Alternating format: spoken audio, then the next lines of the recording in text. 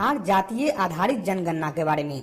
दोस्तों, बिहार जातीय आधारित जनगणना जो यहाँ पे शुरू कर दिया गया है, आज से जो है आप लोगों का जाति आधारित जो जनगणना है वो यहाँ पे बिहार में होने वाला है। इसको लेकर जो है ऑफिशियल नोटिस जो है बिहार सरकार की तरफ से आप लोग का जारी कर दिया गया है कि कब से कब तक आप लोग का जो पहला चरण का यहाँ पे जनगणना है वो यहाँ पे होने वाला है। साथ में दोस्तों यहाँ पे जो आप लोग का जनगणना होगा उसमें आप लोग का क्या क्या पूछा जाएगा, क्या क्या आप लोग का डिटेल यहाँ पे मांगा जाएगा, वो सब कुछ मैं आप लोग को यहाँ पे बताने वाला हूँ। साथ में आप लोग को किस तरीके से डिटेल देना है जिससे कि आप लोग को ज्यादा से ज्यादा यहाँ पे लाभ मिल सके, क्योंकि यहाँ पे जो जनगणना है दोस्तों वो आप लोग का जल्दी यहाँ पे नहीं होता है। तो आप लोग को जो बहुत ही अच्छी तरीके से अपना जो डिटेल है उसको यहाँ पे देना है जिससे कि आप लोग का बाद में कोई भी परेशानी ना हो। जो भी आप लोग का डिटेल है वो आप लोग को अच्छी तरीके से यहाँ पे भरवाना होगा। अब कहाँ पे आप लोग को क्या लिखवाना होगा, किस तरीके से डिटेल देना होगा, सब कुछ मैं आप लोग को यहाँ पे डिटेल में जानकारी देने वाला हूँ। तो वीडियो को पूरा जरूर देखिएगा। लेकिन उससे पहले आपने हमारे चैनल को सब्सक्राइब नहीं किया है तो नीचे रेड का सब्सक्राइब दो, हमारे चैनल को सब्सक्राइब कीजिए, लाइक कीजिए इस वीडियो को, जितना उसको शेयर कीजिए ताकि और भी लोग को जानकारी मिल सके।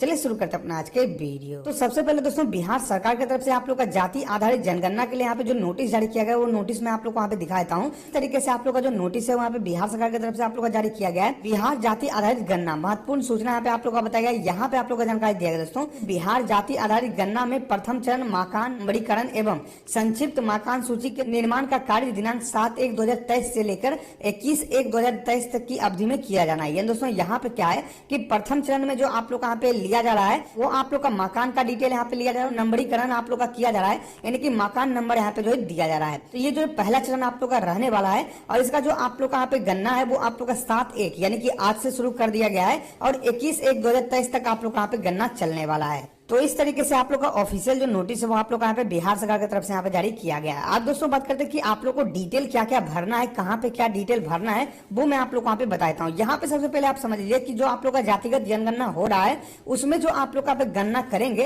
वो आपके नजदीकी जो यहाँ पे शिक्षक होंगे, यानी कि जो यहाँ पे सरकारी स्कूल के मास्टर होते हैं वो आप लोग यहाँ पे जाति आधारित जनगणना करेंगे। जो सरकारी स्कूल के यहाँ पे मास्टर होते हैं वही जो यहाँ पे जनगणना का काम करेंगे। तो इस बात का भी आप लोग को यहाँ पे ध्यान रखना है।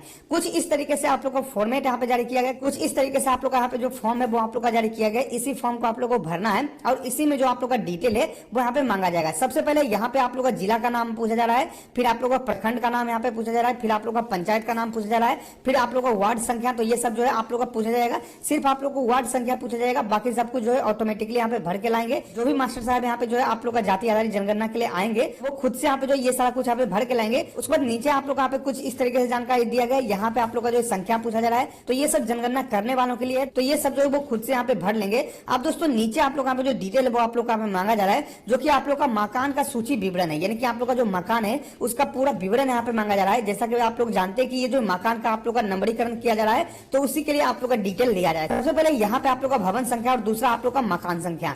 यहाँ पे दोस्तों आप लोग समझ पा रहे होंगे कि भवन संख्या और मकान संख्या दोनों आप लोग का अलग अलग क्यों रखा गया है, क्योंकि यहाँ पे मकान और भवन तो दोनों एक ही होता है, तो क्यों अलग अलग यहाँ पे किया गया है। तो ऐसा आप समझ लीजिए कि बिहार में जो है बहुत सारे ऐसे परिवार हैं जिनके पास की मकान एक ही है, लेकिन एक ही मकान में जो बहुत सारे लोग यहाँ पे रहते हैं। मान लीजिए कि आपके पिताजी का यहाँ पे मकान है और उसमें आपके पिताजी भी रहते हैं और आपके 2-3 भाई भी रहते हैं। तो ये सब जो है आप लोग का अलग अलग यहाँ पे मकान हो गया और जो भवन है वो आप लोग का एक ही काउंट होगा, लेकिन यहाँ पे जो मकान है वो आप लोग का अलग अलग यहाँ पे रहने वाला है। तो यहाँ पे होगा क्या दोस्तों कि मान लीजिए कि एक मकान है उसमें एक ही परिवार रहते हैं, यानी कि आपका खुद का स्वयं का मकान है तो उसमें जो भवन यहाँ पे लिखाएगा। अगर आप जो पिताजी के मकान में रह रहे हैं और पिताजी, आप खुद और आपके भाई जो सभी एक ही मकान में रह रहे हैं लेकिन अलग अलग यहाँ पे जो है आप लोग रहते हैं, तो ऐसे में आप लोग का मकान संख्या में जो आप लोग यहाँ पे डिटेल दिया जाएगा। तो मान लीजिए कि एक भवन में जो है कितने मकान संख्या है तो वो आप लोग यहाँ पे पूछा जाएगा। तो मान लीजिए कि आप 3 लोग रहते हैं, आपके पिताजी हैं, आपके भाई हैं और आप खुद हैं, तो यहाँ पे 3 आप लोग का मकान संख्या यहाँ पे लिखा जाएगा। तो इस तरीके से आप लोग यहाँ पे रहने वाला है। उस पर दोस्तों यहाँ पे आप लोग का पूछा जा रहा है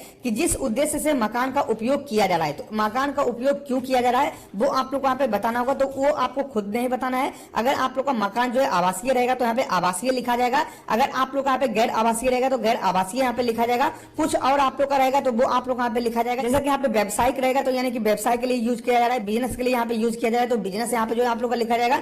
जो भी आप लोग का कारण है जिस कारण से आप लोग का वो मकान यूज हो रहा है वो आप लोग का कारण यहाँ पे बताया जाएगा। यहाँ पे दोस्तों आप लोग को एक बात का ध्यान रखना है कि आप अगर एक ही मकान में बहुत सारे लोग रह रहे हैं और आप लोग का ऐसा होता है कि वो जो आप लोग यहाँ पे जनगणना करने आते हैं वो एक ही भवन संख्या देकर चले जाएंगे, तो फिर आप लोग को आगे चलकर दिक्कत होगा, आप लोग को अलग अलग यहाँ पे लाभ नहीं मिल पाएगा। तो आप लोग को इस बात का ध्यान रखना है कि भवन संख्या में आप लोग को यहाँ पे नहीं डलवाना है, आप लोग को मकान संख्या में जो है अलग अलग अपना जो डिटेल है उसको यहाँ पे डलवाना है। मान लीजिए कि 4 लोग रहते हैं, 5 लोग रहते हैं, जितना भी लोग आप एक मकान में रहते हैं वो आप लोग को मकान संख्या में यहाँ पे डलवाना है। फिर आप लोग को परिवार की संख्या यहाँ पे पूछा रहा है, तो कितने लोग आप यहाँ पे रहते हैं, कितना परिवार रहता है। तो मान लीजिए कि 5 परिवार रहता है, 3 परिवार रहता है, तो जो भी रहता है वो आप लोग यहाँ पे लिखा जाएगा, 1 2 3 इस तरीके से यहाँ पे करके आप लोग का लिखा जाएगा। फिर आप लोग को परिवार का जो मुखिया होंगे उनका नाम यहाँ पे लिया जाएगा।